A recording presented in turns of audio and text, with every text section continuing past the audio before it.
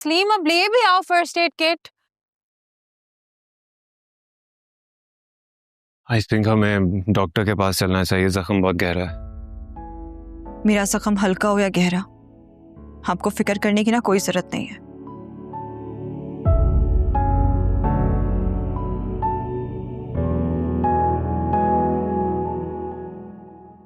शर्म नहीं आ रही तुम दोनों को? जिसने तुम लोगों के भाई पर इल्जाम लगाया उसी की हमदर्दी कर रहे हो तुम लोग। उसने कोई झूठ नहीं बोला, तुम्हारा झूठ छुपा रही है, वरना डैड ना तुम्हें छोड़ते नहीं। आई एम सॉरी अरसलान, आपको मेरी वजह से इतनी इंसल्ट उठानी पड़ी। अब मैं तो चाहती ही नहीं थी अपना हाथ किसी को दिखाना, वो तो मुझे ताई अम्मी ने फोर्स किया तो मुझे दिखाना पड़ा। अच्छा बस करो ये नाटक। ये ड्रामे जाके ना डैड के सामने करना। अच्छी तरह जानता हूं कितनी बड़ी एक्टर हो तुम। शर्म तो तुम्हें आती ही नहीं है। बजाय उसके कि तुम उसको थैंक्स करो, तुम उससे मिसबिहेव कर रहे हो। इसको तो शुक्र अदा करना चाहिए कि सिर्फ मिसबिहेव कर रहा हूं, वरना क्या कर लेते तुम? अरीशा दिमाग खराब मत करो, जाओ यहाँ से। क्यों? अब क्या हुआ? जवाब नहीं है तुम्हारे पास? डर गए? अरीशा मेरा कोई मूड नहीं है तुम्हारे मुंह लगने का, जाओ यहाँ से। अब प्लीज आप दोनों मेरी वजह से मत लड़े। जायशा तुम्हें इससे डरने की ना कोई जरूरत नहीं है, समझी? और तुम क्या कह रहे थे? बताओ क्या करते तुम? सबसे पहले तुम्हें इस घर से दफा करता और उसके बाद इसको। तुम हमें घर से निकालोगे? मैं भी देखती हूँ कैसे। भाभी छोड़े ना प्लीज, आए मेरे साथ, चले प्लीज चले।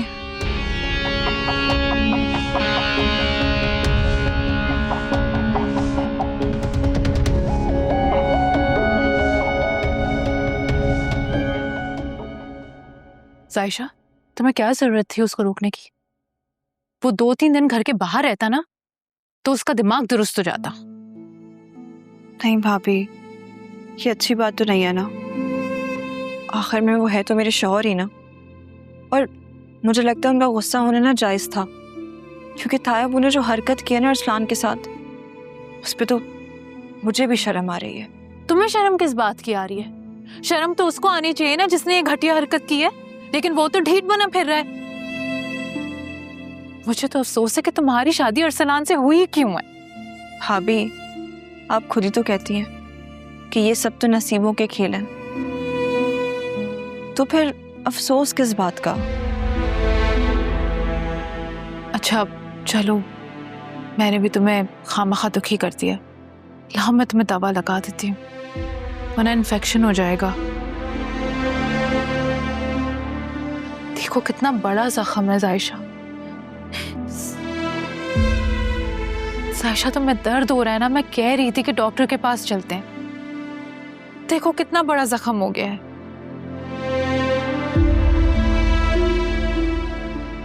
ये जख्म तो कुछ भी नहीं है भाभी, जो अरसलान को मेरी वजह से मिले है ना, उन जख्मों का मदावा नहीं है।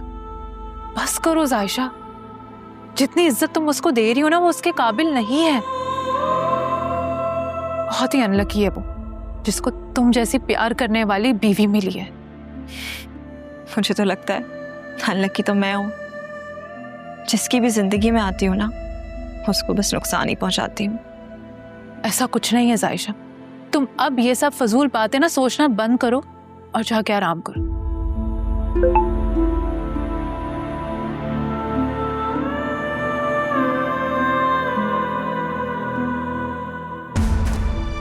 जी अम्मी आप आ जाएं, और अब सब जाग गए हैं घर में।